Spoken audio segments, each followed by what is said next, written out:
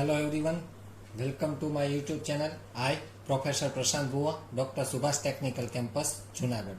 So we are on a lecture series of design of structure. In that we have started a lecture series of steel structure.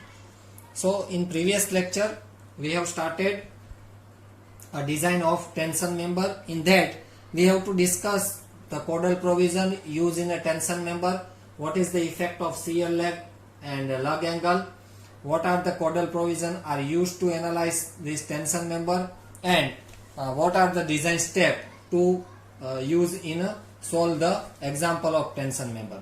So today's in this lectures we will solve the example of tension member. So in generally tension member there are the two method. One is example for analysis of tension member and second is example of design of tension member. So what should be the difference between analyze and design? And one more question arise in your mind, how you have to decide that this example is analysis or design. So first of all, analysis and design, what is the difference? So in analytic example you have to find out design tensile load only as per the bolted or welded connection is given in your data. तो analysis में आपको angle और plate और number of bolt और bolt diameter सभी data analyse example में दिया गया होगा. Just you have to find out the tension force. वो एनालिटिक पार्ट हो गया. डिजाइन की अगर हम बात करें तो हमको मेंबर डिजाइन करना है. इट मीन्स किसके ऊपर से हम मेंबर डिजाइन कर रहे हैं, तो लोड के ऊपर से. इट मीन्स डिजाइन के डेटा में और एग्जांपल में आपको डिजाइन टेंसाइल फोर्स दिया गया होगा. You have to design angle and number of bolt to resist this force. So these are the difference between analysis and design. Analysis में आपको सभी डेटा दिया गया होगा. Just you have to find out the design tensile force. और design में tensile force दिया गया होगा, आपको एंगल और प्लेट की साइज और नंबर ऑफ बोल्ट फाइंड करना है. So today's in this lecture we will start the example of analytic part itself. So please read the carefully data given over the example. A single unequal angle 100 by 75 by 6 is connected to 10 mm thick gusset plate at end of 6. You can see that यहाँ पे numerical नहीं word में दिया गया है 16 mm diameter. It means 6 bolt दिया गया है 16 mm diameters of bolt. To transfer the tension, determine the design tensile strength. हमको यहाँ पे क्या फाइंड करना है, determine the design tensile strength of the angle assuming that yield and ultimate stress of steel are 250 and 410 MPa. Assume that longer leg is connected to gusset plate. Also calculate efficiency of member. तो यहाँ पे हमको unequal angle दिया गया है 100 by 75 by 6 mm. Now you very well know about the unequal angle. And उसमें से हमको जो लॉन्गर लेग है, इट मीन्स 100 mm का जो हमारा लेग है वो हमको 10 mm थिक गजेट प्लेट्स के साथ कनेक्ट करना है with 6 number of 16 mm diameter. So ये कनेक्शन के लिए हमको डिजाइन टेंसाइल लोड फाइंड करना है और उसकी एफिशिएंसी फाइंड करनी है. सो सबसे पहले हमको डेटा में जो दिया गया है उसके ऊपर से हम समराइज कर लेते हैं. सो हमको D दिया गया है 16 mm डायमीटर दिया गया है और कितना बोल्ट है 6 नंबर्स यहाँ पे बोल्ट का है. तो DH की हम बात करें diameter of hole, so you have to know about that. So हमको 2 mm का क्लियरेंस ऐड करना है तो डायमीटर ऑफ होल हमारा होगा 18 mm as per the codal provision. FY हमको दिया गया है 250 यील्ड स्ट्रेंथ ऑफ स्टील और FU हमको दिया गया है 410 MPa. ये डेटा में दिया गया है. देन नेक्स्ट हमको एंगल दिया गया है. कौन सा एंगल है 100 बाय 75 बाय 6 mm. तो आपको स्टील टेबल ओपन करना है और ये एंगल का first of all area of growth find करना है. अगर आप स्टील टेबल ओपन करोगे और अनइक्वल सेक्शन में देखोगे 100 बाय 75 6 तो उसका ग्रॉस एरिया आ रहा है 1014 mm स्क्वायर. वहां पे सेंटीमीटर स्क्वायर में दिया गया होगा converted into the mm square. तो ये स्टील टेबल में से हमको एरिया फाइंड करना है। नेक्स्ट हमारा स्टेप कौन सा रहेगा, अभी हमको फाइंड करना है edge distance and pitch distance. So pitch distance का आपको इक्वेशन पता है, सभी स्टेप हमने बोल्टेड कनेक्शन में किया गया है। सो मैं क्विकली आपको कैलकुलेशन करके बता रहा हूँ। डी है हमारा 16, तो हमारा पिच आएगा 40 mm। और एज डिस्टेंस, पिच के लिए आप कौन सा क्लोज यूज करेंगे, क्लोज नंबर मैं एक बार यहाँ पे लिख देता हूँ 10.2.2, जो कि हमने बोल्टेड में यूज किया ही है। एज का इक्वेशन है 1.7 टाइम्स डी एच, उसके लिए आप कौन सा क्लोज यूज करोगे, क्लोज नंबर 10.2.4.2। और डी एच हमारा है 18, तो हमारा एज डिस्टेंस मिलता है 13.6 mm। सो ये हमारा प्राइमरी कैलकुलेशन है। एक तो आप फर्स्ट ऑफ ऑल आपको स्टील टेबल में से जो एंगल और प्लेट एंगल दिया गया है उसका एरिया फाइंड करना है, जो कि एरिया ऑफ ग्रॉस रहेगा। उसके बाद बोल्ट के डायामीटर के ऊपर से आपको पिच डिस्टेंस और एज डिस्टेंस फाइंड करना है। नेक्स्ट अभी हमारा फर्स्ट स्टेप एनालिसिस का स्टार्ट होगा, जो कि है strength govern bye yield of gross section. First of all हमको क्या फाइंड करना है, strength govern bye yielding of gross section. इसके लिए हमको क्लोज यूज करना है, क्लोज 6.2 हमने ऑलरेडी बोल्टेड में यूज किया है। इसके क्लोज के हिसाब से हम फाइंड कर रहे हैं टीडीजी। तो टीडीजी अगर आप close number 6.2 page number 32 IS 800 में ओपन करेंगे तो टीडीजी का इक्वेशन है area into F5 divide by gamma M0। तो हमारे पास सभी है। एरिया ऑफ ग्रॉस हमने स्टील टेबल में से फाइंड कर लिया, हमारे सेक्शन का आ रहा था 1014। F5 हमको दी गया है 250 divide by 1.10 parcel safety factor. तो टीडीजी हमको मिलता है, आपको न्यूटन में मिलेगा converted into the kilo Newton. So 230.45 kilo Newton आपको टीडीजी मिल रहा है। That is the answer number 1। Next step हमारा आएगा जो कि है strength govern by rupture of critical section. Next step में हमको स्ट्रेंथ फाइंड करनी है, कैसी, रैप्चर के बाद, it means diameter of hole provide करने के बाद। उसके लिए हमको क्लोज यूज करना पड़ेगा, क्लोज 6.3.3। प्रीवियस लेक्चर में मैंने स्लाइड में भी ये इक्वेशन सोल्व किया था और वहां पे डिस्क्राइब किया था। तो उसके लिए TDN आपको फाइंड करना है, strength govern due to rupture of section. TDN का इक्वेशन है 0.9 times ANC into FU divide by gamma M1 plus beta into AGO into F5 divide by gamma M0। सो सबसे पहले हमको क्या फाइंड करना है, बीटा। सबसे पहले बीटा फाइंड करना है, उसके बाद ANC, AGO और लास्ट में हमको TDN मिलेगा। सो बीटा अगर बात करें तो उसी सेम क्लोज में बीटा का भी इक्वेशन दिया गया है। Beta is equal to 1.4 times minus 0.076 W by T multiply by F5 by FU और BS by LC। So one by one terms I will be describe. W इज outstanding leg width, तो हम 100 mm connecting leg है हमारा। ये हमारा L shape suppose angle है, gazette plate के साथ हम कनेक्ट करते हैं, तो ये हमारा लेग कौन सा कनेक्टेड है, 100। सो आउटस्टैंडिंग लेग हमारा क्या रहेगा, 75। तो W की वैल्यू आएगी 75। T means thickness of angle जो कि हमारा है 6 mm। F5 हमारा है 250। FU हमारा है 410। BS means shear leg width. तो सीयर लेग विड्थ हम कैसे फाइंड कर सकते हैं, मैं फिगर आपको ड्रॉ करके समझाता हूं। सपोज ये हमारा गजेट प्लेट है और उसके साथ 100 mm का लेग कनेक्टेड है और आउटस्टैंडिंग लेग है 75। तो हम यहाँ पे डायामीटर ऑफ होल बोल्ट का प्रोवाइड करते हैं। तो इसको डिस्टेंस को हम बोलते हैं गेज डिस्टेंस। तो गेज डिस्टेंस जनरली क्या होता है, कनेक्टेड लेग का 60%। तो हमारा 100 mm का लेग कनेक्टेड है, उसका 60 करोगे तो G क्या आएगा 60 और ये क्या है 75। सो बोल्ट डायामीटर से लेकर यहां तक का पूरा डिस्टेंस को क्या बोलते हैं BS। This is the distance. ये डिस्टेंस मैं एग्जैक्टली ड्रॉ कर देता हूं। This distance is called as BS and BS means shear leg width, जो कि शियर लेग की विड्थ बोलते हैं।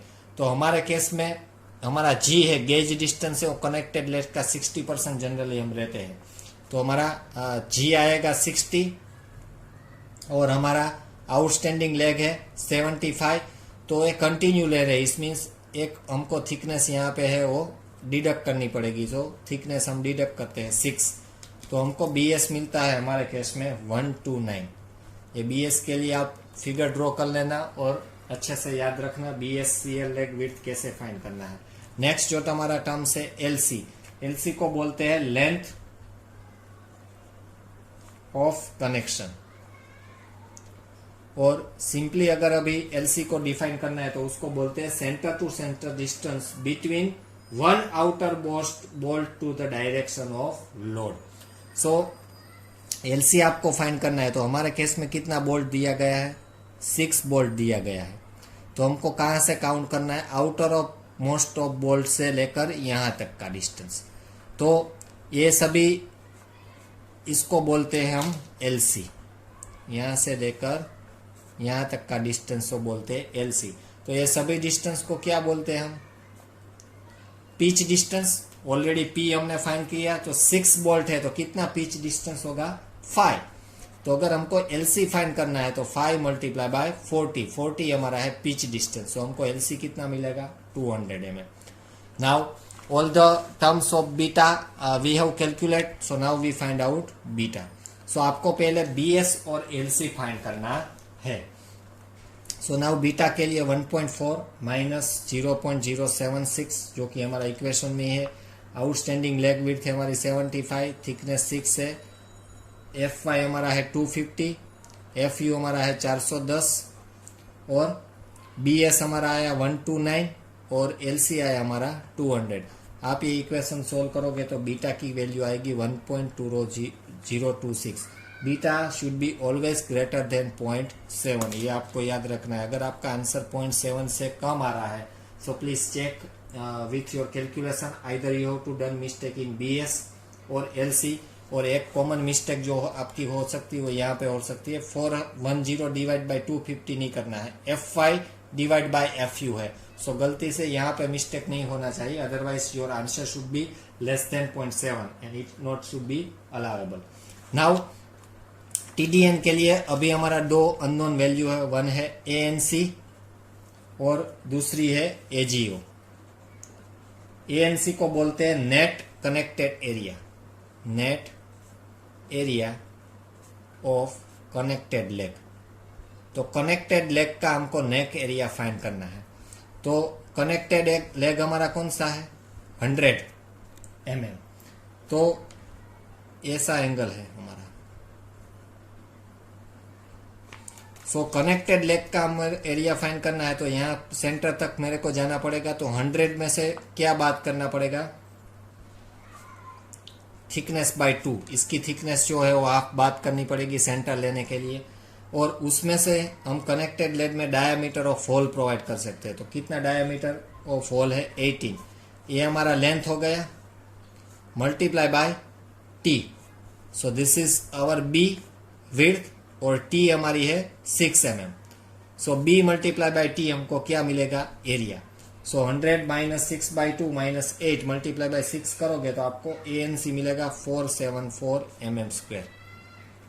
फिर से मैं रिपीट कर देता हूँ 100 mm हमारा कनेक्टेड लेग विड्थ है, उसमें सेंटर ऑफ, क्योंकि हमको नेट लेना है तो सेंटर अगर मैं यहाँ से सेंटर फाइंड करूँगा तो 6/2 करना पड़ेगा। उसमें से डायामीटर ऑफ होल बात करना है तो मेरे को एक B विड्थ मिल गई, width multiply by T, B multiply by T, area मिल जाएगा 474। AGO को बोलते हैं gross area of outstanding leg.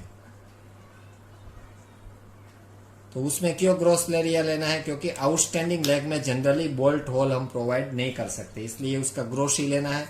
तो आउटस्टैंडिंग लेग भी 75 mm विड्थ का है, उसमें भी सेंटर लेना है।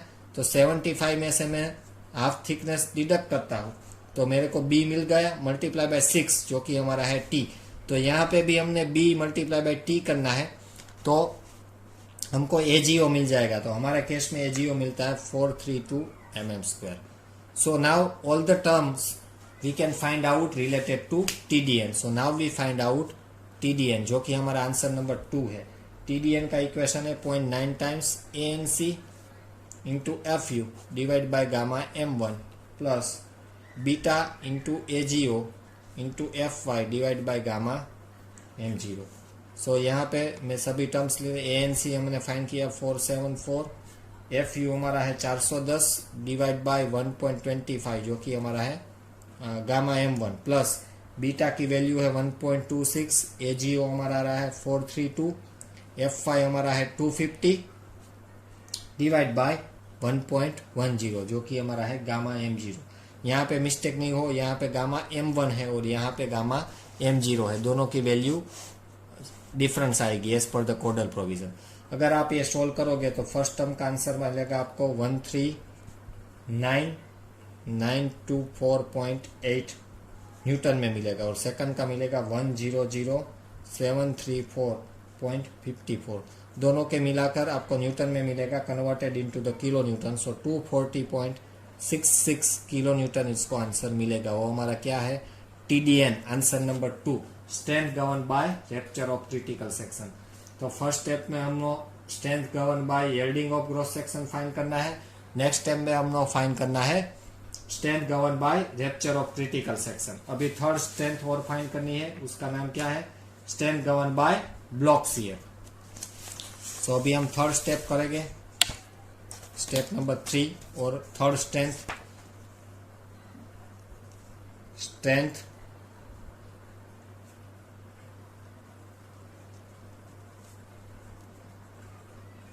governed by block shear.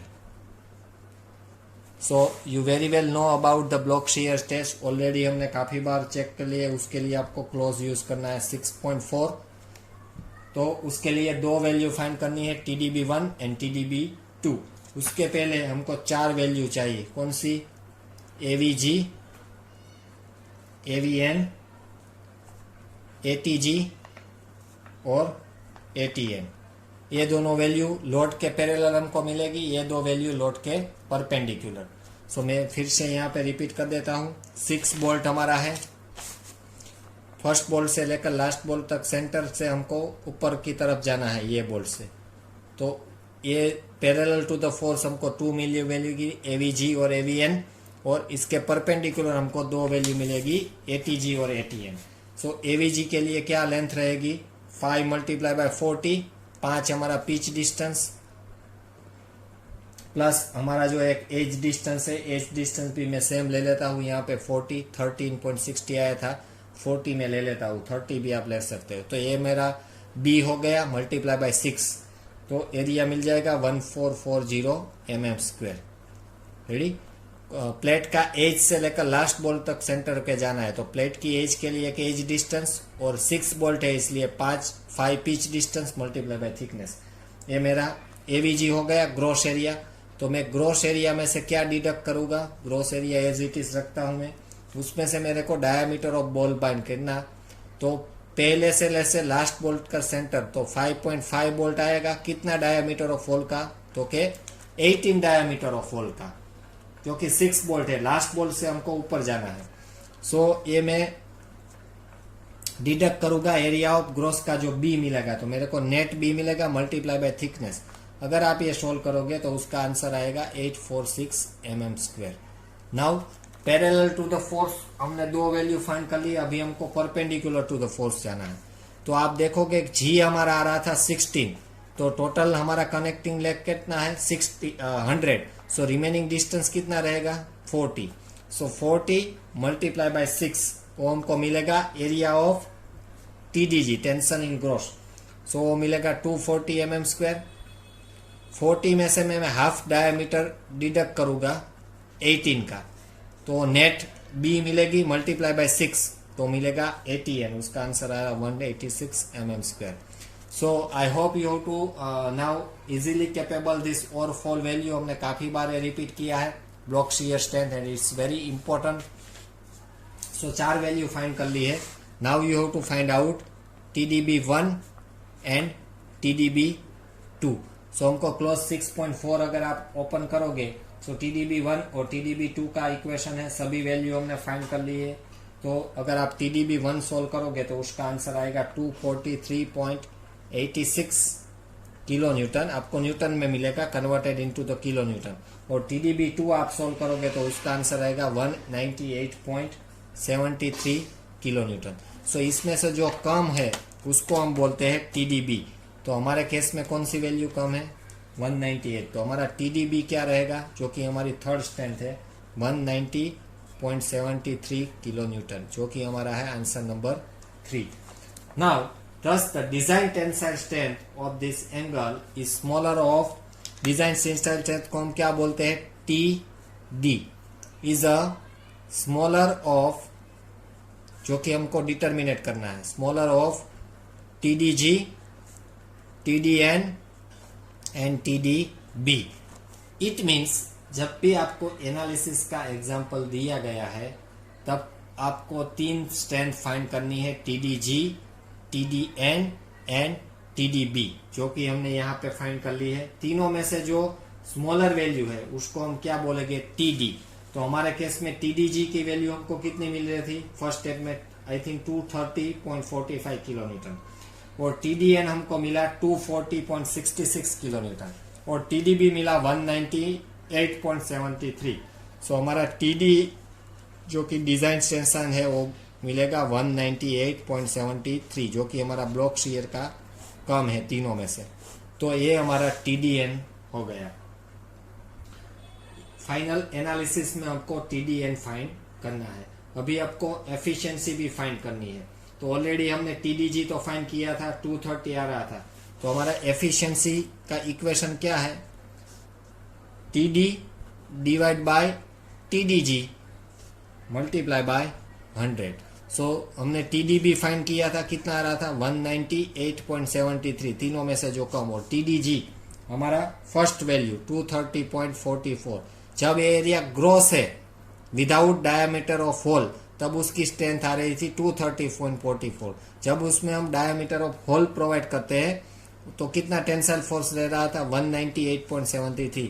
तो ओरिजिनल मल्टीप्लाई बाय नेट, उसका अगर आप रेशियो करोगे तो आपको एफिशिएंसी मिलेगी 86.23। So it's a good efficiency as per the connection is required. So यहाँ पे हमारा एग्जाम्पल है वो खत्म होता है। हमको एक तो TDN डिटरमाइन क्या करना था, डिजाइन टेंसाइल फोर्स TDG, वो हमने फाइंड कर लिया, smaller of TDG, TDN and TDN। और लास्ट में हमको फाइंड करनी थी एफिशिएंसी। तो हमारे केस में हमको एफिशिएंसी मिल रही है 86.23%। So it's a good efficiency. So strength is okay. So ये एनालिटिक का एग्जांपल है। एनालिटिक में अभी आपको अंडरस्टैंड हो गया होगा। आपको size of angle and number of bolt दिया गया होगा। आपको 3 स्टेप फाइंड करना है। First one is TDG, second one will be TDN and third one will be TDB। तीनों में से जो स्मॉलर है वो आपका मिलेगा TD। और एफिशिएंसी कोई सम में अगर आपको पूछ रहा है तो just you have to put out the finding out the efficiency. So this all about the first example of I would say analytic part of design tensile member. I hope you have to understanding all the step. Now at your home you have to practice this with another example. Same data you have to concern. What should be the change? You have to solve at your own level. हमने यहाँ पे 100 mm leg connect किया है। आपको 75 mm जो leg है वो gazette plate के साथ कनेक्ट करके पूरा एग्जाम्पल करना है। तो इसमें क्या चेंज करना है? हमने यहाँ पे जो एग्जांपल सोल्व किया है उसमें आपने 100 mm हमने गजेट प्लेट्स के साथ कनेक्ट किया था। It means longer leg should be connected to gusset plate. आपको शॉर्टर लेग कनेक्ट करके पूरा एग्जाम्पल फाइंड करना है. What about the strength and efficiency that you have to check out. This is your assignment, or you can say the practice at your home. In next lecture we'll go for the next example of analytic, and it's probably last example. There are the no change in remaining step. So next lecture में हम दूसरा example solve करेंगे analytic का, जो कि है हमारा zig zag diameter, जो अभी तक हमने यूज नहीं किया है. तो जिग जैग फॉर्म में भी एक एग्जाम्पल हम सोल्व करेंगे. उसके बाद डिजाइन ऑफ टेंशन हम स्टार्ट करेंगे. So I hope you have to understanding this all the step of analytic part. Thank you student for watching this video.